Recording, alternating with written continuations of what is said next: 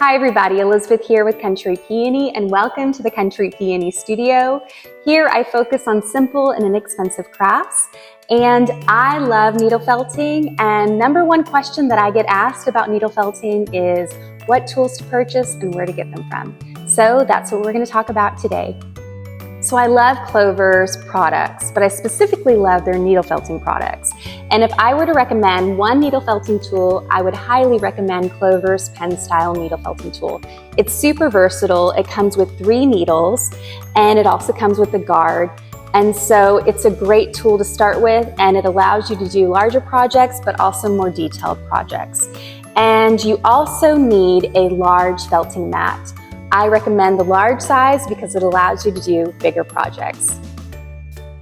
So I also recommend Clover's mat cleaner and claw. So the claw allows you to break up some of the fibers in the roving wool, and it also allows you to clean your mat with the base.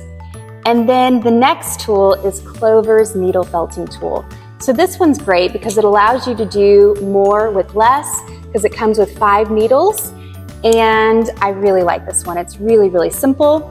And then I also recommend picking up some extra needles because if you're anything like me, you tend to break your needles, and it's really helpful to have some on hand. So this next tool is not necessary to start, but I think it's a really fun one to have on hand. It's the Kartik Brushes. This allows you to blend colors and really break up some of that wool. And you can also turn yarn into a wool-like texture that you can felt with. And with my needle felting, I love to use stencils and cookie cutters. So I recommend going around your kitchen and finding really cute cookie cutters. My preferred one is the heart. I've done a lot of projects with this, and it just makes the needle felting process a lot easier to get started. And there's also needle felting stencils that look like this. This also gives you fun shapes where you can create fun layered effects. And it's always helpful to have some really sharp scissors on hand. I love Clover's Boudreaux scissors. They're very, very sharp, but any sharp scissors you have on hand would be helpful. So now that we've talked about the tools, let's talk about some of the supplies you're going to need. I like to start with my wool roving. I love to use 100% wool roving. I have tried synthetic fibers before, but honestly, the quality of the product is really in the 100% wool.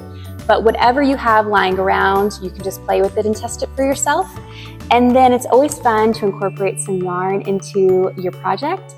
You can take a carding brush and kind of break up the yarn to make a wool-like texture. So if you have some leftover yarn, I recommend trying that.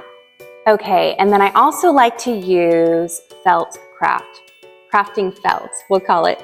So this is 100% wool. You can tell the difference between this and a synthetic one. I think this is really fun as a base for some of your projects. And then you can layer on some of the roving wool and then some of your yarn to make a really fun multi-dimensional needle felted project. So that is all that I have recommended for today. If you look in the description below or you visit my blog post, I will have where you can purchase all of these and more details about some fun projects to get you started on your needle felting journey.